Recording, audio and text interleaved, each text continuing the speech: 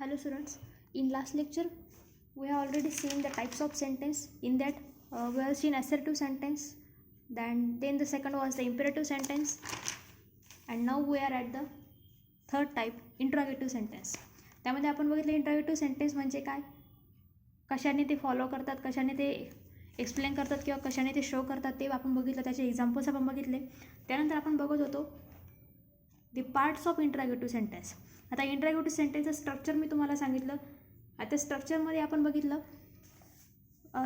Subject हा एक part होता, व्हर्ब हा एक पार्ट होता आणि सिम्पल सेंटेन्ससारखा ऑब्जेक्ट हा एक पार्ट होता. त्यामध्ये आपण फर्स्ट पार्ट जो होता आपला दॅट वॉज द सब्जेक्ट. आपण त्याबद्दल स्टडी केलं, सब्जेक्ट काय असतो काय नाही. त्यानंतर सेकंड पार्ट जो आपला होता तो प्रोनाऊन होता, तोही आपण बघितला. आणि आता आपण थर्ड पार्ट आपण बघणार आहोत and that is the verb. जसं मी तुम्हाला अगोदर सांगितल्याप्रमाणे व्हर्ब हे दोन प्रकारचे असतात. एक लिंकिंग व्हर्ब असतं आणि दुसरं ॲक्शन व्हर्ब असतं. सुरुवातीला व्हर्ब म्हणजे काय आपण बघूया. जसं मी तुम्हाला अगोदर सांगितलं की इंट्रोगेटिव्ह सेंटेन्सला सब्जेक्टची किंवा कुठल्याही सेंटेन्सला सब्जेक्टची जेवढी गरज असते तेवढीच गरज सेंटेन्सला व्हर्बची असते. आता हे व्हर्ब काय असतं, a verb is an action word that describe the something is doing. म्हणजे काहीतरी होतंय, कोणीतरी काहीतरी करतंय किंवा व्हर्बकडून काहीतरी ॲक्शन घेतली जाते.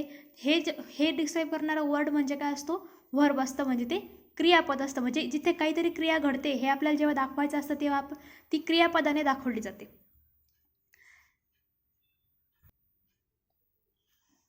आता इंट्रोगेटिव्ह सेंटेन्समध्ये व्हर्ब काय करतं, the verb will help ask about the subject. सब्जेक्टबद्दल आपण काही विचारत असू किंवा सब्जेक्टबद्दल विचारायला व्हर्ब मदत करतं आपल्याला.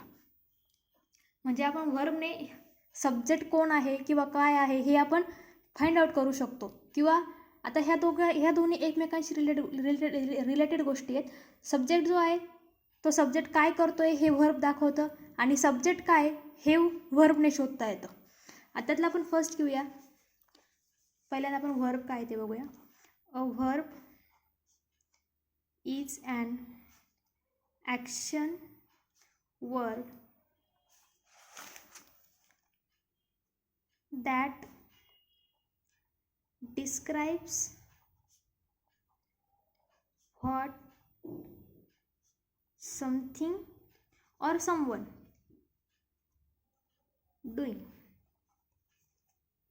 आता काहीतरी होत आहे म्हणजे समथिंग इज डुईंग आणि कोणीतरी करत आहे म्हणजे समवन इज डुईंग. ओके. त्यानंतर आपण आता व्हर्बमध्ये बघूया. आपलं फर्स्ट जे होतं आपलं लिंकिंग व्हर्ब. Linking verb. आता लिंकिंग व्हर्ब म्हणजे काय, लिंकिंग व्हर्ब आता ते काय करतं आणि त्याचं कार्य काय काम करतं वाक्यामध्ये किंवा ते कसं असतं हे आपण बघूया. Linking verb is the verb that connects the subject to more information about the subject. जे काय करतं सब्जेक्टला कनेक्ट करतं. कशासाठी करतं की आपल्याला सब्जेक्टबद्दल अजून इन्फॉर्मेशन मिळावी, अजून सब्जेक्टला आपल्याला जवळून समजता यावं, जवळूनच कळावं किंवा जवळची इन्फॉर्मेशन सब्जेक्ट करून आपल्याला मिळावी. तिथे लिंकिंग व्हर्ब वापरलं जातं, त्याला लिंकिंग व्हर्ब म्हणतात. आपण बघूया. अ linking verb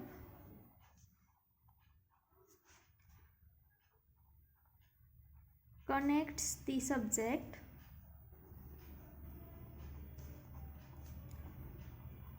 to more information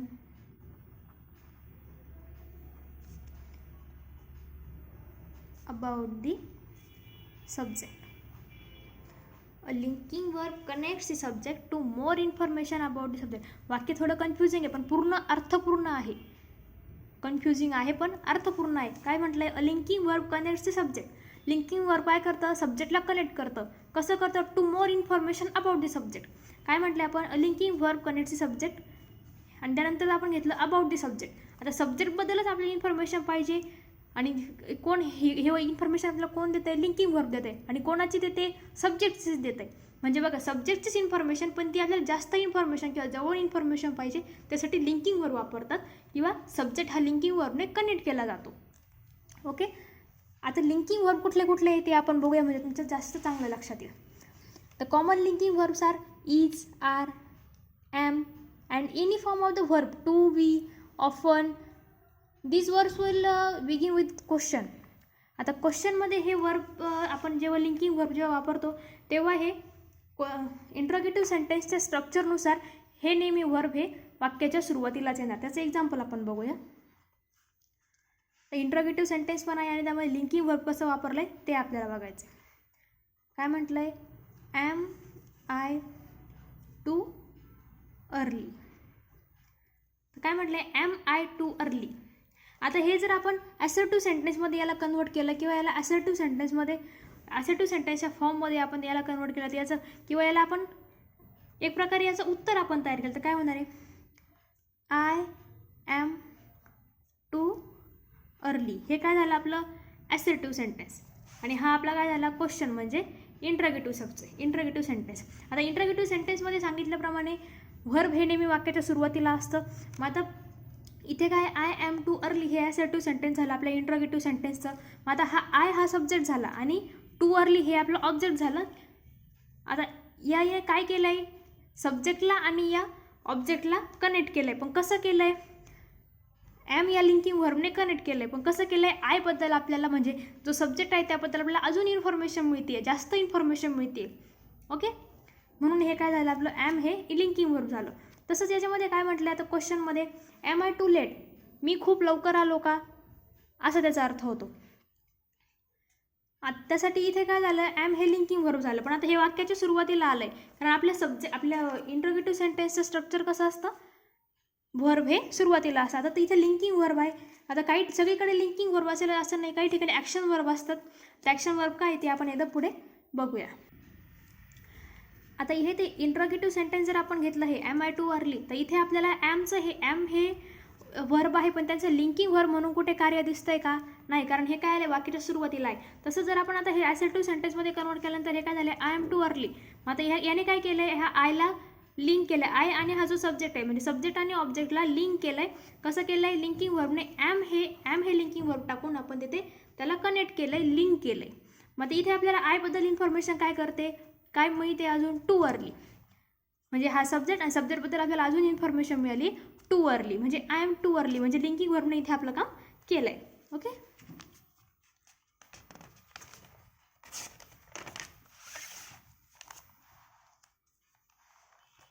त्यानंतर सेकंड जे आपलं होतं ॲक्शन वर्ब. आता जसं आपण ॲक्शन वर्ब लिंकिंग वर्ब बघितलं तसं आपण बघूया action verb. Sometimes a question will use other kind of verbs. आता इथे आपण बघितलं की ॲम होता, इज होता, आर होता. हे वर्ब सोडून हे लिंकिंग वर्ब सोडून जिथे अदर वर्ब्स वापरलेले असतील ना, जे बाकीचे क्रियापद वापरलेले असतील ते काय असतात? Action verb. आता काय? We are probably going to say action verbs a lot. आता लिंकिंग वर्ब जे आहेत ते मोजके आहेत की जो आपण एक सब्जेक्ट जो आहे आपण प्रोनाऊनमध्ये कन्वर्ट केला किंवा सब्जेक्ट हा प्रोनाऊनने रिप्लेस केला की त्यानंतर आपण ॲम, इज, आर, वॉज हे असे आपण लिंकिंग वर्ब वापरतो. पण ॲक्शन वर्ब तसे नाही. ॲक्शन वर्ब खूप आहेत. हे मोजकेच आहेत लिंकिंग वर्ब, पण ॲक्शन वर्ब खूप आहेत. आता ॲक्शन वर्ब काय आहे? ॲक्शन वर्ब काय ते आपण बघूया. An action verb is an action that can be done. आता ॲक्शन वर्ब या शब्दामध्ये सगळं आलं आहे. ॲक्शन वर्ब म्हणजे काय? तर ही एक ॲक्शन आहे, ही एक क्रिया आहे जी घडते किंवा घडणार आहे किंवा ती घडू शकते अशी एखादी क्रिया आहे, त्याला काय म्हणतात? ॲक्शन. आणि ती क्रिया ज्या क्रियापदाने आपण दर्शवतो त्याला ॲक्शन वर्ब म्हणतात. त्याचं एक्झाम्पल बघूया आपण. Interrogative sentence. Did you read. आता हे आपलं इंट्रोगेटिव्ह सेंटेन्स आहे. वाक्याची सुरुवात क्रियापदाने झाली आहे, वाक्याचा सब्जेक्टमध्ये आला आहे आणि वाक्याचा ऑब्जेक्ट जे आहे ते वाक्याच्या शेवटी आलं आहे. म्हणजे हे आपलं झालं आहे इंट्रोगेटिव्ह सेंटेन्स. वाक्याच्या शेवटी क्वेश्चन मार्क आला आहे, क्वेश्चन पॉईंट आला आहे, क्वेश्चन मार्क आला आहे. म्हणजे हे आपलं इंट्रोगेटिव्ह सेंटेन्स आहे, ओळखायला अगदी सोपं आहे. आता याच्यामध्ये ॲक्शन वर्ब कुठलं आहे ते आपल्याला शोधायचं आहे. आता इंट्रोगेटिव्ह सेंटेन्समध्ये ॲक्शन वर्ब कसं शोधायचं ते शोधण्यासाठी आपल्याला अगोदर तिथे जी ॲक्शन झाली आहे, जी क्रिया झाली आहे किंवा जी काही गोष्ट तिथे घडली आहे किंवा घडणार आहे ती आपल्याला अगोदर शोधायची. आता आपलं काय सेंटेन्स आहे? Did you read. आता यू हा झाला आपला सब्जेक्ट. डीड यू रीड म्हणजे तुम्ही हे वाचलं का. आता वाचलं का म्हणजे वाचणे इथे ही क्रिया झाली, म्हणजे इथे रीड ही आपली क्रिया झाली आणि म्हणून रीड हे झालं आपलं ॲक्शन वर्ब. आणि जी क्रिया तिथे होणार आहे किंवा झाली आहे ती क्रिया दर्शवणारा वर्ब म्हणजे ॲक्शन वर्ब. म्हणजे हे आपलं झालं रीड, हे आपलं झालं ॲक्शन वर्ब. ओके. आता इंट्रोगेटिव्ह सेंटेन्समध्ये आपण बघितलं इंट्रोगेटिव्ह सेंटेन्स म्हणजे काय ते बघितलं. त्यानंतर पार्ट्स ऑफ इंट्रोगेटिव्ह सेंटेन्स बघितलं, त्यामध्ये सब्जेक्ट बघितलं, प्रोनाऊन बघितलं, व्हर्ब बघितलं आणि ॲक्शन वर्ब, लिंकिंग वर्ब हे बघितलं. त्यानंतर यातला महत्त्वाचा पार्ट म्हणजे क्वेश्चन वर्ड.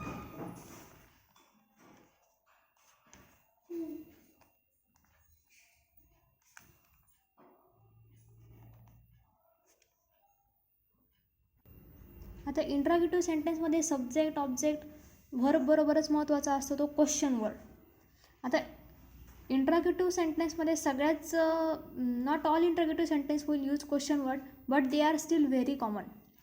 क्वेश्चन वर्ड हा पाहिजेच असं काही नाही, पण तरीही मेनली क्वेश्चन वर्ड असतो त्यामध्ये. आता क्वेश्चन वर्ड नेमकी काय असतो. A question word is a word that help ask for specific information. आता क्वेश्चन वर्ड हा असा एक वर्ड आहे की जो काय करतो, आपल्याला एखादी स्पेसिफिक इन्फॉर्मेशन विचारण्यासाठी मदत करतो, तो वर्ड म्हणजे क्वेश्चन वर्ड. आता question word are also called as WH word.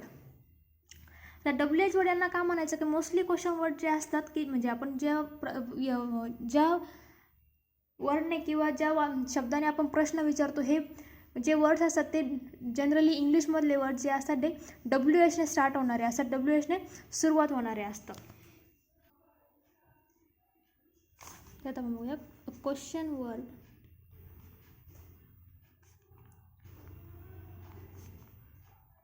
is a word that helps ask for specific information. साठी आपण त्यांना काय म्हणतो, WH वर्ड्स. आता WH वर्ड्स म्हणजे कसे, सपोज हू आहे, व्हॉट, त्यानंतर व्हेअर, व्हेन, व्हाय, त्यानंतर हाऊ, हे सगळे झाले WH वर्ड की ज्याची सुरुवात WHने झालेली आहे. आता हाऊ हा आहे की ज्याची सुरुवात Hने झाली आहे, पण तरी हा WH वर्डमध्ये बसतो, कारण आपण काय म्हटलं आहे की WH वर्ड त्यांना काय म्हणतो की त्याची सुरुवात W आणि Hने झालेली असते.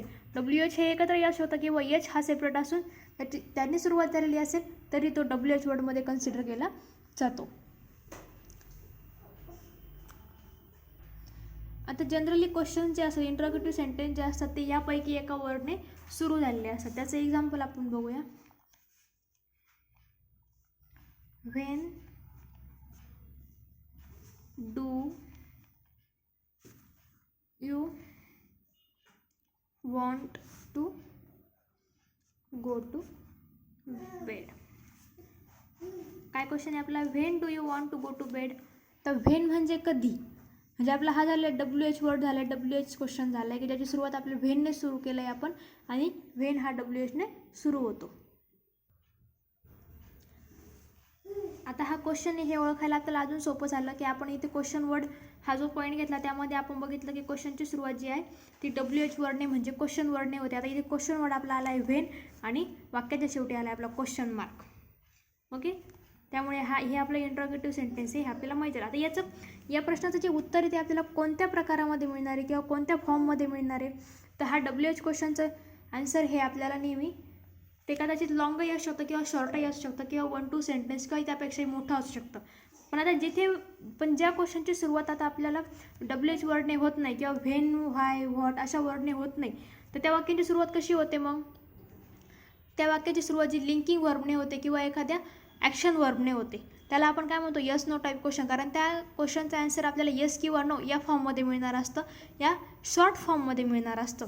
सो आपला नेक्स्ट पॉईंट जो असणार आहे आपला the types of interrogative sentence, त्यामध्ये आपण बघणार आहोत yes no type question and WH type question. We will see it in the next lecture.